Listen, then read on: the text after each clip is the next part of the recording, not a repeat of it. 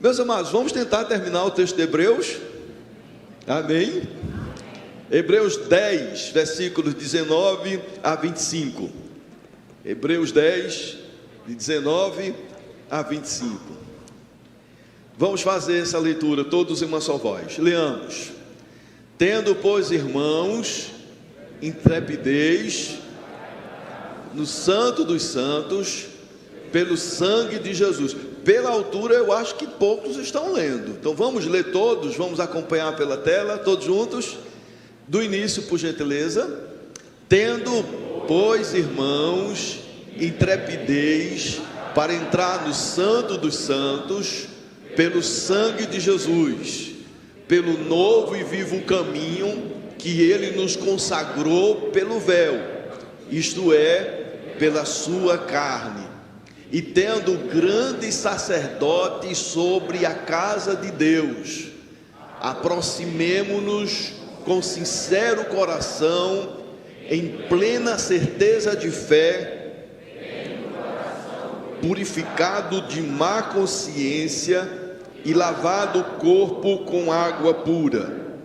Guardemos firme a confissão da esperança, sem vacilar, pois quem fez a promessa é fiel. Consideremo-nos também uns aos outros, para nos estimularmos ao amor. Não deixemos de congregar-nos, como é costume de alguns. Antes, façamos admoestações, e tanto mais quando vedes que o dia se aproxima. Vamos orar. Senhor, fala conosco, fala a tua igreja, fala aos teus filhos, fala ao teu povo, Senhor.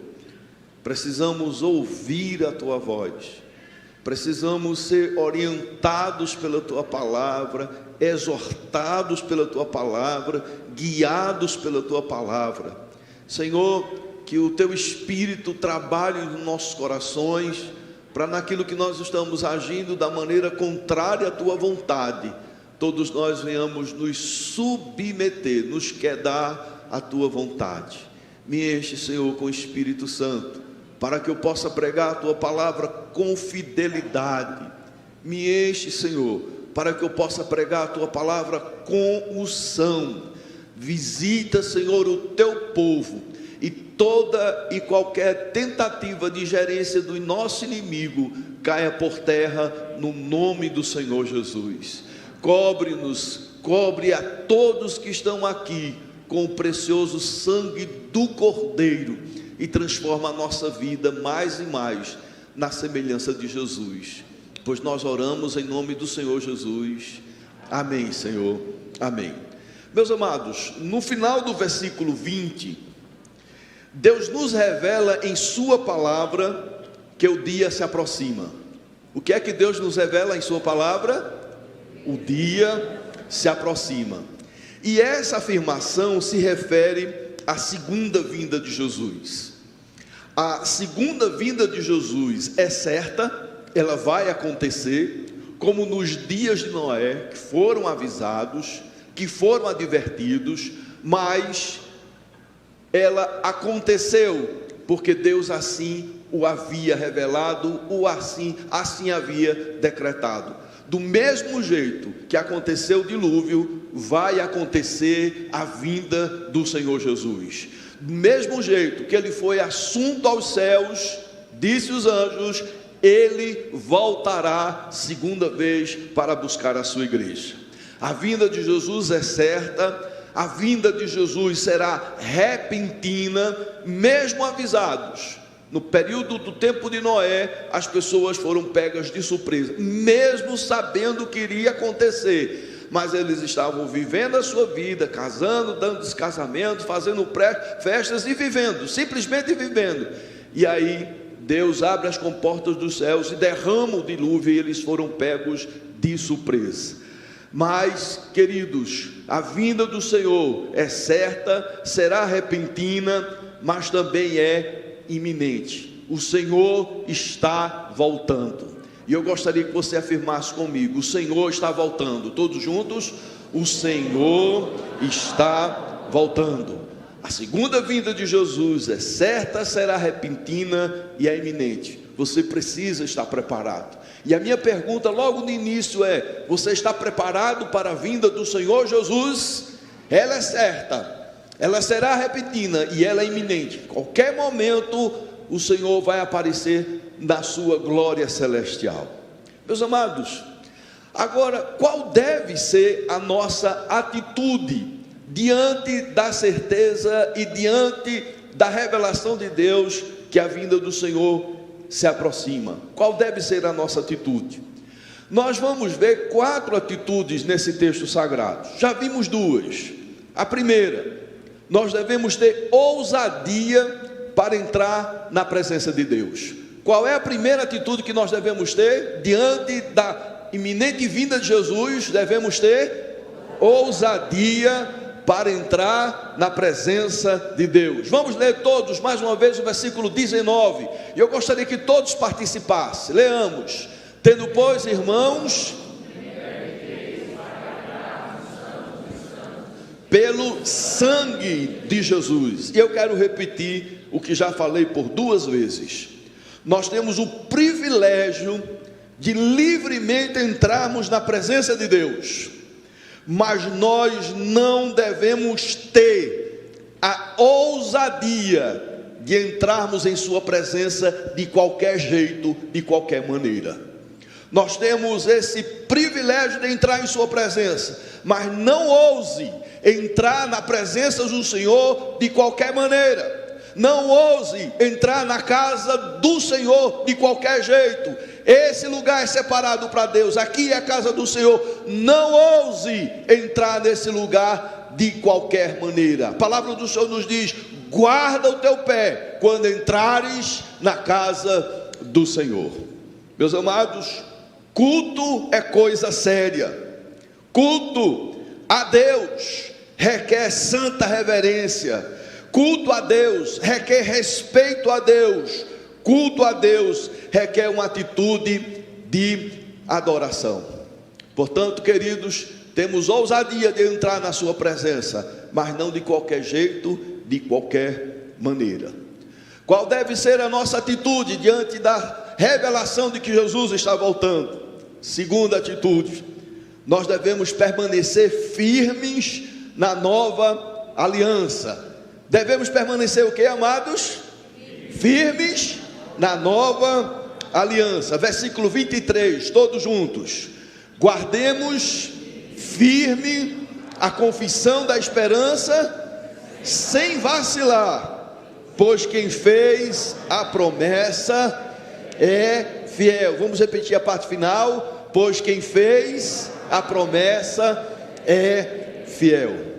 Amados, nós vimos que temos um inimigo em comum, e o objetivo desse inimigo é roubar, matar e destruir. Qual é o objetivo do diabo, queridos? Roubar, matar e destruir. E o diabo, queridos, tem 3 formas de agir, pelo menos 3 que eu gostaria de destacar. Primeira forma que o diabo age é que ele faz de tudo para impedir a nossa confissão da esperança. O diabo faz de tudo para que você não confesse que Jesus é o Cristo. O diabo faz de tudo para que você não se arrependa dos seus pecados e não busque em Jesus o perdão de toda a sua iniquidade. O diabo faz de tudo para você não ter uma experiência pessoal com o Senhor Jesus. O diabo age de todas as maneiras para tentar impedir a sua conversão ao Senhor Jesus. Mas louvado seja Deus, porque a vontade de Deus é que prevalece, e por conta disso nós podemos dizer que Jesus é o nosso Senhor e Salvador. Mas saiba, querido, você que está me ouvindo, tanto aqui quanto pelas redes sociais, o diabo faz de tudo para tentar impedir a sua conversão. Mas há uma outra coisa que o diabo também faz: ele faz de tudo para impedir a nossa frutificação. Quando ele nos perde quando ele sabe que não pode mais destruir a nossa fé no Senhor, ele vai fazer de tudo para que a gente não frutifique, para que a gente não se envolva na obra do Senhor, no reino do Senhor, fazendo a vontade do Senhor, não se envolva com a obra missionária, não se envolva com a evangelização, não se envolva com a ação social, não desenvolva os dons e talentos. O diabo faz de tudo para que você fique apenas como espectador no reino de Deus. Mas essa não é a vontade do Senhor.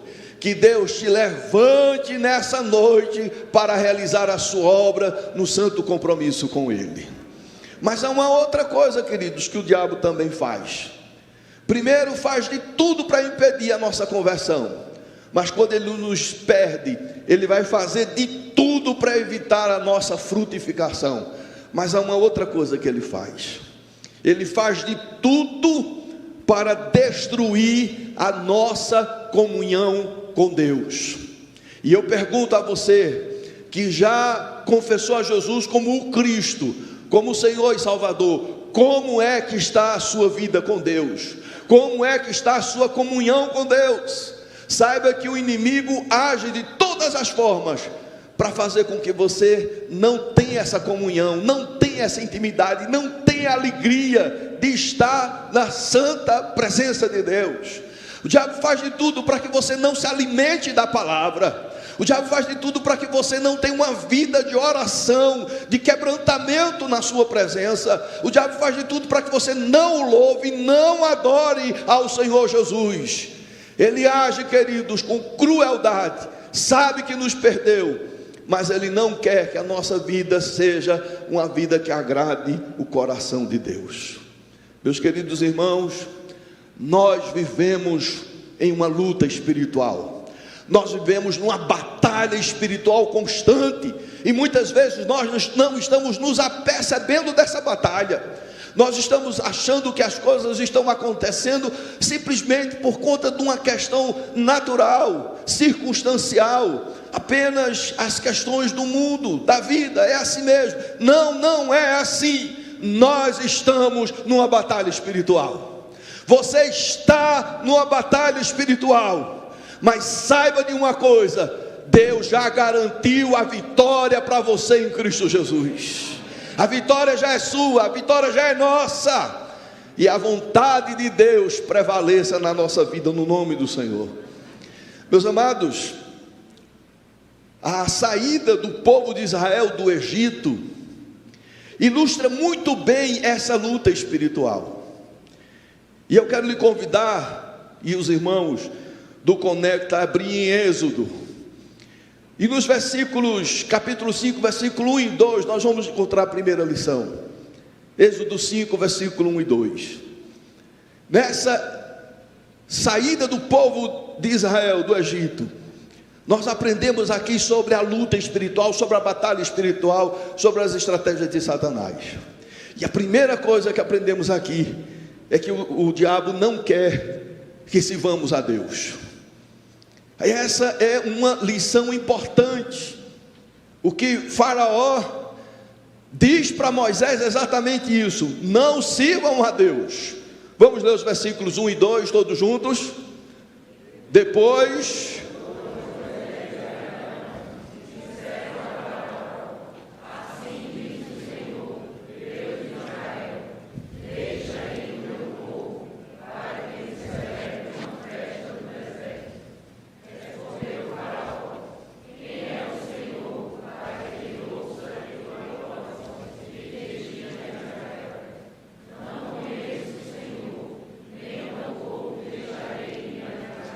a primeira estratégia do inimigo é não deixar o povo ir a Deus. E aqui está ilustrado nessa passagem. Faraó diz: não deixarei ir a Israel. Só que, queridos, a vontade do diabo é essa, a vontade de Faraó é essa, mas a vontade de Deus é que prevalece. Há uma segunda lição. Faraó também, além de não querer deixar que o povo sirva a Deus, aí veja a sutileza sutileza dessa batalha espiritual. Faraó diz: sirvam a Deus, mas no Egito. Versículo, Êxodo 8, 25. 8, 25. Veja o que está escrito: chamou Faraó a Moisés todos e a Arão e disse: ide nesta terra. Não precisa sair do Egito, vocês podem servir no Egito.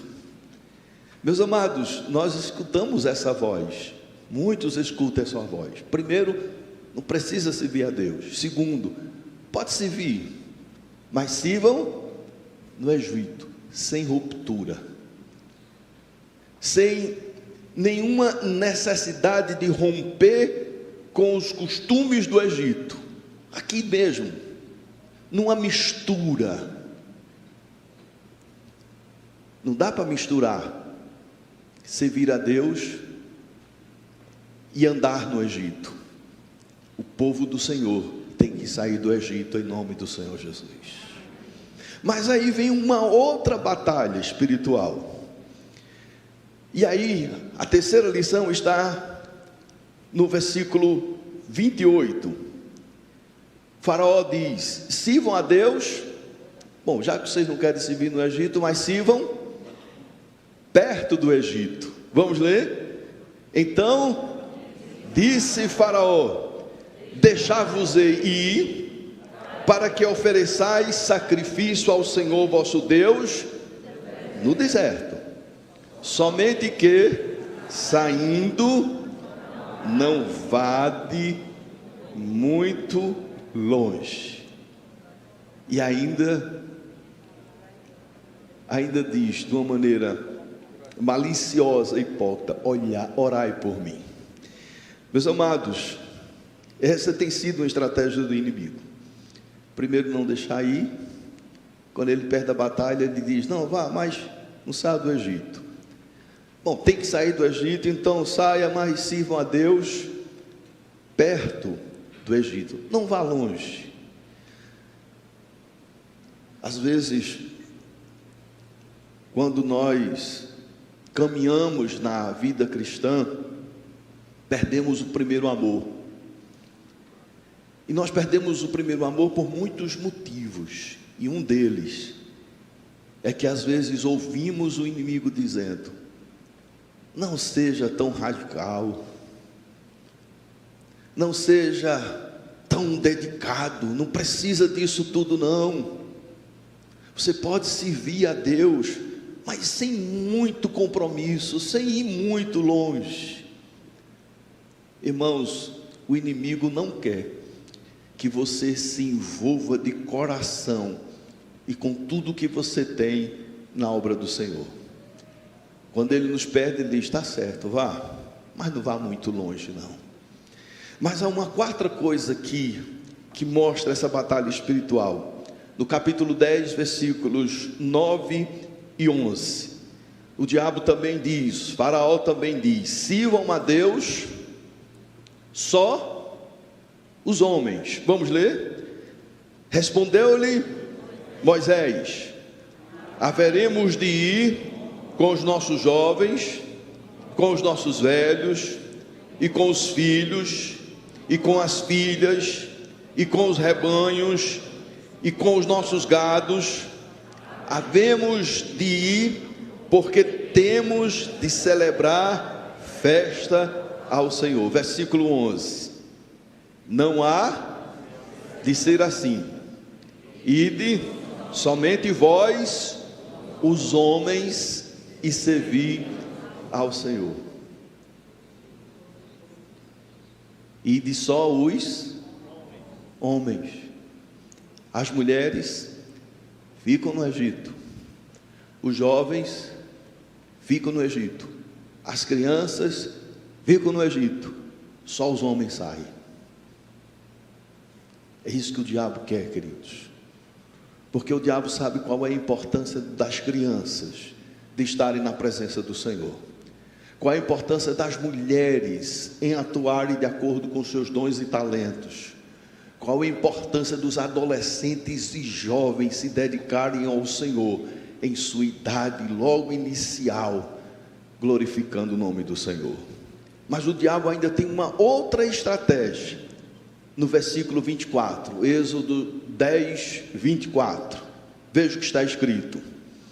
Então Faraó, leamos. Então Faraó chamou Moisés e lhe disse: ide, servi ao Senhor, fiquem somente os vossos rebanhos e o vosso gado, as vossas crianças irão também.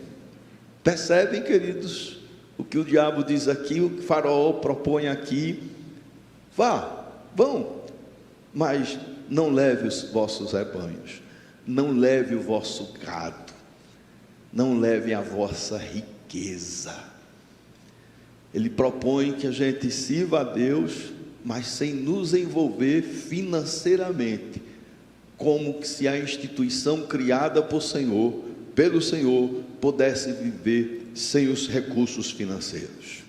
Mas Êxodo 23, versículo 15, nós encontramos a palavra do Senhor dizendo para o povo do Senhor: ninguém apareça de mãos vazias perante mim, diz o Senhor. Meus amados, essas são as propostas do inimigo. Primeiro, Deus não, ou Deus, mas parcialmente, sem muito envolvimento, sem muito compromisso. Mas não podemos esquecer o desejo de Deus e a vontade de Deus, revelada em Mateus 22, versículo 36 e 37, que diz: pergunta um fariseu a Jesus: mestre, qual é o grande mandamento da lei? Versículo 37, respondeu-lhe Jesus: todos, amarás o Senhor teu Deus de todo o teu coração,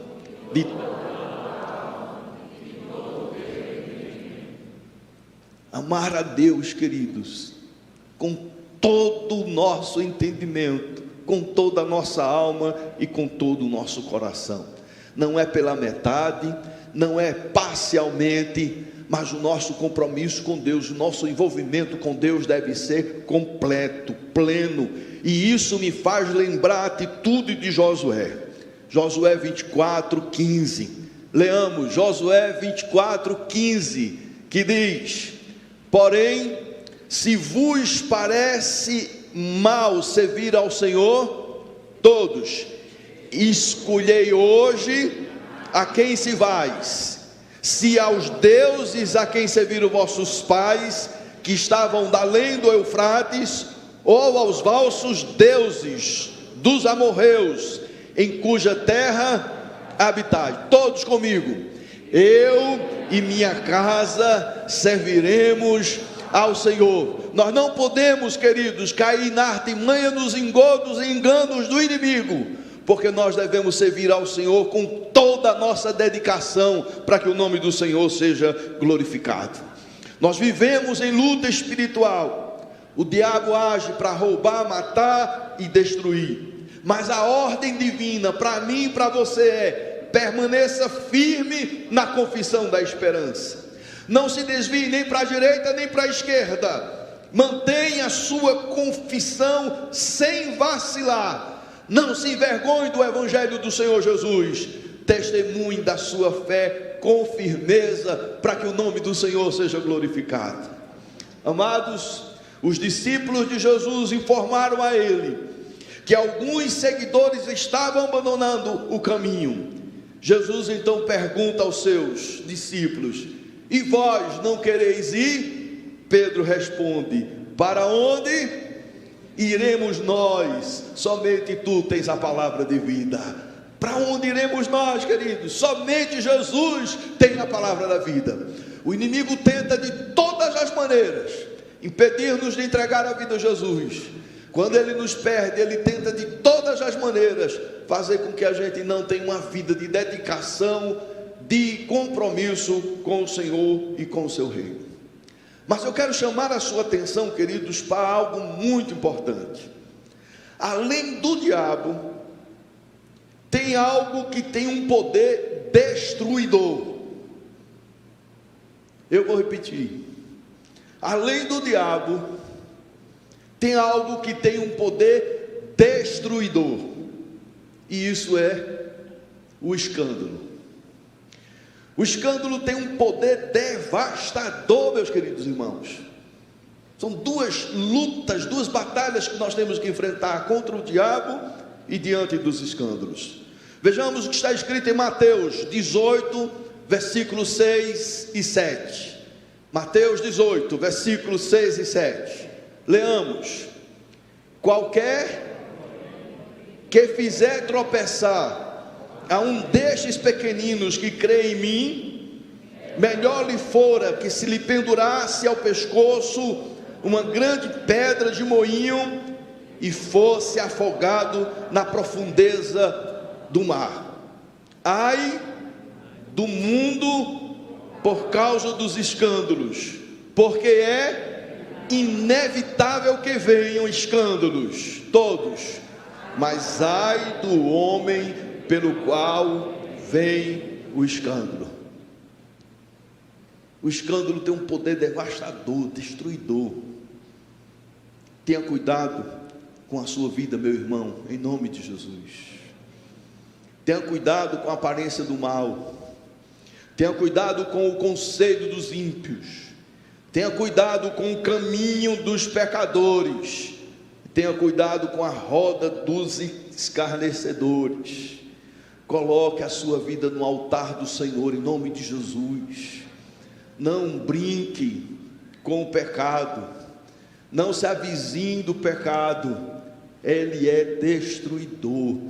E quando a gente cai, a gente escandaliza. E quando a gente escandaliza, nós prejudicamos a vida de muitas pessoas.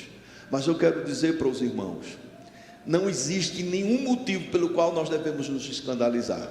Nenhum, pastor, nenhum motivo é um motivo para nos escandalizar. Não, porque Jesus já nos advertiu que o escândalo vem, e nós devemos estar firmes nele, e não no testemunho das pessoas. Amém? Então, se alguém cai, se alguém erra, se alguém tropeça, se alguém é um motivo de escândalo, não deve nos atingir. Não deixa que isso lhe atinja, porque o Senhor jamais vai decepcionar a sua vida. Louvado seja o seu santo nome. Coloque a sua vida no altar do Senhor, querido. E talvez por conta de um escândalo que você já viu, por conta de uma liderança que errou, que pecou, você tenha endurecido o seu coração e parado de se comprometer com o reino de Deus. Essa é a noite de você se libertar em nome do Senhor. Não deixe que isso lhe escravize nem lhe prenda, no nome do Senhor Jesus. O dia se aproxima.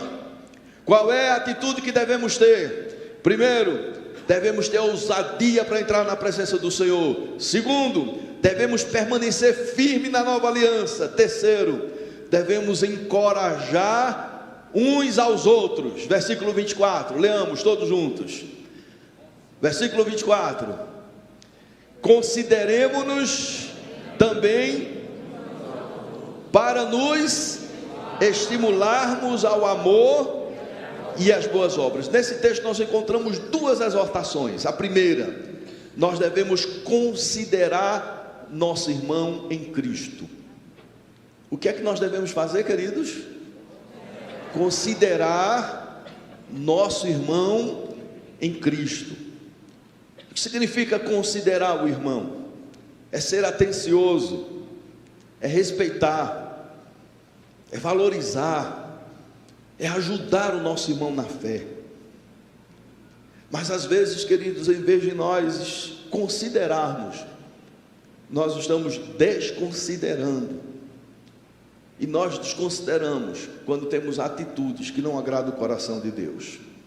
E eu quero chamar a sua atenção para a seguinte afirmação: diante dos olhos de Deus, a nossa espiritualidade é avaliada pela maneira como nós tratamos o nosso irmão.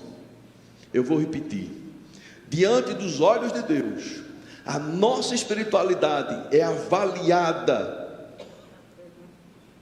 pela maneira como nós tratamos o nosso irmão. Em Mateus, Jesus nos revela que ao fazermos o bem ao nosso próximo, a ele o fazemos. Quando também fazemos o mal ao nosso próximo, a ele o fazemos. Trate o seu irmão em Cristo com a mesma dignidade que você trataria a Jesus Cristo pessoalmente. Lembre-se, quando você fala mal do seu irmão, quando você critica o seu irmão, quando você emite um juízo de valor, quando você calunia, você pode não fazer isso na presença dele, mas faz na presença de Deus. Mas faz na presença de Deus. A consciência que devemos viver na presença de Deus deve nos levar a ponderar as nossas atitudes, principalmente nos relacionamentos interpessoais. Primeira exortação é: devemos considerar o nosso irmão em Cristo. E a segunda exortação: nós devemos estimular nosso irmão em Cristo. E estimular é encorajar, é dar força, é motivar. Em vez de julgar, em vez de excluir e detonar, ajude o seu irmão em nome de Jesus. Meus queridos, a vida e o mundo já nos traz um fardo e um peso muito grande, e na igreja deve ser o lugar que a gente encontre acolhimento, força e motivação para continuar a jornada da vida em nome do Senhor Jesus. O texto nos ensina que nós devemos estimular ao amor e às boas obras. O dia se aproxima e a nossa atitude é: devemos entrar na presença do Senhor, devemos permanecer firmes na nova aliança, devemos encorajar uns aos outros e, em último lugar, para terminar, devemos nos congregar assiduamente. Qual é a última lição desse texto? Devemos nos congregar assiduamente. Versículo 25, leamos: não deixemos de congregar-nos, como é costume de alguns, antes façamos a demonstração, e tanto mais quando vedes que o dia se aproxima. Amados, o texto é claro: não deixemos de congregar. A igreja é uma família. Nós não podemos viver isolados, não podemos viver desigrejados. Tem essa moda agora de desigrejados, e outros são poligrejados. O desigrejado é aquele que não frequenta, não tem compromisso com igreja nenhuma, e os poligrejados são aqueles que vão para uma igreja aqui, vão para outra ali, vão para outra cá, vão para outra para lá. São muitas, mas não pertencem a nenhuma. Meu querido irmão, o texto sagrado nos diz que nós devemos nos congregar, exortar para congregar uns aos outros. Nós devemos ser bênção uns para os outros. Agora veja só, e o texto ainda diz: como é costume de alguns. Esse negócio de desigrejado não é de hoje não, já começa na igreja primitiva e recebeu a reprimenda do Senhor na sua palavra. Nós fomos obrigados a deixar de congregar-nos por conta de uma pandemia, fomos obrigados, mas a pandemia passou, amém, glória a Deus, nós vencemos, Deus deu as graças de estarmos aqui, mas nós precisamos resgatar a alegria em virmos à casa do Senhor. No Salmo 122, versículo 1 está escrito: alegrei-me quando me disseram, vamos à casa do Senhor. Precisamos resgatar isso, queridos. Hoje é o domingo, é o dia do Senhor, na casa do Senhor, para adorar ao Senhor. Essa pureza da vida cristã deve inundar e tomar o nosso coração em nome de Jesus. Convido a equipe de louvor. Nós precisamos resgatar a convicção da santa convocação divina para comparecer na sua presença. E o texto diz: façamos a demonstrações. Devemos ir atrás do irmão que está ficando pelo caminho. Meu querido irmão, minha querida irmã, verifique se tem alguém aqui que você sabe que não está frequentando, que não está presente. Analise se você está sentindo falta de alguém e visite, ligue, vá lá, cuide do seu irmão em nome do Senhor Jesus, porque o dia se aproxima. E quão maravilhoso é nós podemos ser bênção para o nosso irmão. Amém? Quão maravilhoso é nós podermos dar uma palavra para levantar o irmão, para erguer o irmão, para conduzi-lo à presença do Senhor. O dia se aproxima. Maravilhosa graça, amor que não tem fim, tomou o meu lugar, a minha cruz levou e deu a sua vida para me libertar.